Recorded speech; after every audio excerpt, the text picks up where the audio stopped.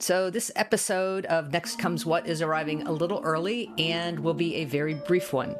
I'm taking the rest of April off, both from this podcast and from the Degenerate Art newsletter, to finish my next book, SNOWBLIND, which is due at the end of the month.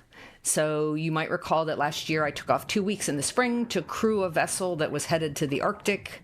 And this year I am finishing the story of an expedition from 100 years ago, one that I was actually in Russia researching in February 2022 when Moscow tried to seize Kyiv.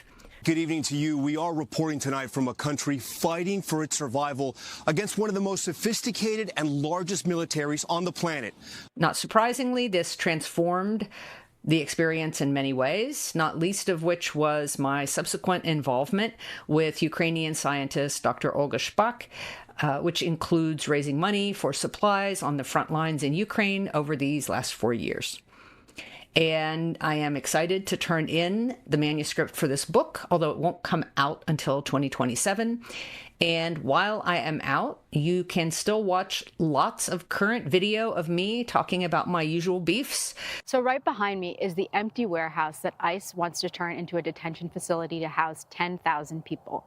That's twice the population of Social Circle itself. Because I have been really busy talking to different communities and audiences about ICE concentration camps in the U.S. I didn't want to see Social Circle turning into prison town. We have basic human rights concerns about the idea of having people warehoused in a place that was not built for human habitation. And what we can do about them. We'll do everything we legally can to try to oppose this thing from happening. If you go to Friday's Degenerate Art post, you will find several links at the end. We have an authoritarianism that is hardening and working very hard to tear down ways to resist. One is to a recent conversation with Edwin Eisendrath. But we also have a tremendously powerful public presence of people doing just that on the streets across the country in national protests. We have a lower courts that are still defying the government openly. And as long as those things keep working, we have a really good chance to beat this. For his It's the Democracy Stupid podcast out of Chicago. But it will require people to show up, as they have been, but in even greater numbers. I also talked with Michael Scott Moore, who was held hostage for a shockingly long time by Somali pirates many years ago, and who has kept a keen interest ever since in issues related to detention, justice, and human rights. Concentration camps are part of a process that happens in a larger society. They aren't just like an a la carte add-on kind of thing. You can't get to them in a society until there are deep flaws that have been, exploited by political actors to create this concentration camp society.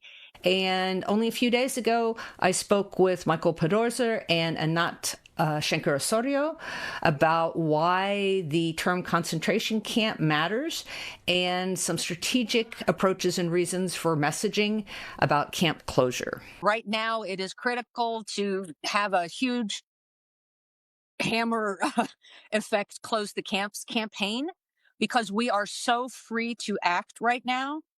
I hope you're already doing things close to home to push back against whatever slice of the current buffet of authoritarianism you've decided to tackle.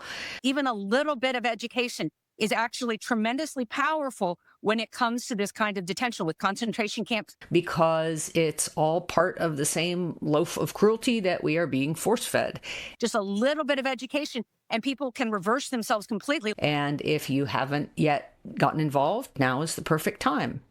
And don't feel like you have to solve everything. That is an absolute recipe for despair. So just reach out and make sure you're engaged on one front, even some part of resistance in your community. And in the days remaining in April, and there are a bunch of them, there are a lot of opportunities for bigger actions and building awareness. You can register to join a nationwide training call on April 14th at 8 p.m. Eastern Time. And that's for people organizing to fight warehouse conversions to concentration camps. That call will get you ready for Saturday, April 25th, the Communities Not Cages National Day of Action to stop ICE warehouse detention. So again, you can Go on the call on April 14th, which will help you learn how to host an event yourself or to plug in with other people on April 25th. And the following Friday will be May Day. What do we want? Justice! When do we want it? Now! That traditional celebration of workers worldwide.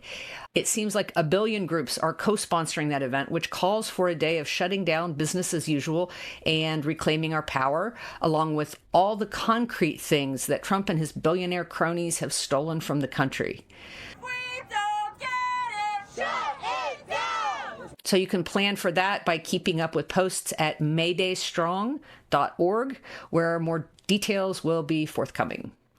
Again, links for these events are in the Friday, April 10th post over at my Degenerate Art newsletter. And if you're not already a subscriber to Degenerate Art, you can find a link to it in the second paragraph on the welcome page of my website at AndreaPitzer.com. And I'll see you again in May. Thanks for listening to Next Comes What. Please share this with one person who's looking for ways to survive this mess. To support this podcast, please become a paid subscriber at AndreaPitzer.com and consider giving Next Comes What a 5-star review where you get your podcasts.